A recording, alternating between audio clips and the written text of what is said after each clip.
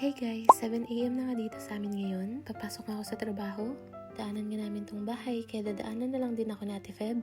Kung maalala nyo nga, 20 minutes yung nilalakad ko galing sa bahay papunta nga sa office. Kaya mabuti na lang talaga madadaanan tong bahay kaya hindi ko na kailangan maglakad. Makikita nyo nga guys, alas 7 na to ng umaga pero parang madilim pa rin. Ganito na talaga dito sa amin ngayon, nag-a-adjust na. Dahil nga parating na naman ng winter. At ito na nga, dito na si Ate Feb. Niya ngayon, umikot pa nga daw siya sa tapat ng apartment. Akala niya kasi doon ako mag-aantay, pero hindi niya alam ay dito na pala ako sa malapit sa highway. Maya-maya nga, nagbiyahe na rin kami at pumunta sa aming unang customer. Napapansin niyo nga, wala akong clips sa aming mga customer dahil nga sobrang hirap din mag-video. Lalo na kung minsan ay madami kaming dala or minsan nagmamadali na talaga kami. At ngayong araw nga, paikot-ikot na kami dito sa may Porbo. Ito nga yung Old Town. Isa nga to sa mga binibisita ng mga turista.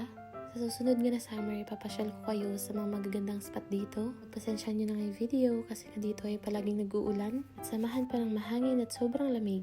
Thank you Lord talaga, hindi naman kami nagkakasakit. Magla-lunch break na nga kami guys at naghanap kami ng pwesto na pwedeng kainan. Since Ate Feb ngayon may bahon at ako, kailan ko bumili ng pagkain. Stop over nga kami dito sa may Arceus. Or yung parang mini 7-Eleven nila dito. Ang shop nga na to guys ay medyo maliit. Kaya walang masyadong pagpipilian. Gusto ko nga sana uminom ng Coke ngayon guys, kaso wala pang laman yung tiyan ko kaya hindi mo na ako namili. Kaya ngayong cheese roll na lang yung pinuha ko. Yung mga laman nga ng mga shop na to ay mga snacks, coffee, drinks, and mga bread. Ito nga yung nabili ko, nilagyan ko nga rin ng ketchup, tsaka yung parang cucumber na manghang. At ayun na nga, nag-lunch na kami na Ate Feb at tapos na rin kami sa aming last na customer.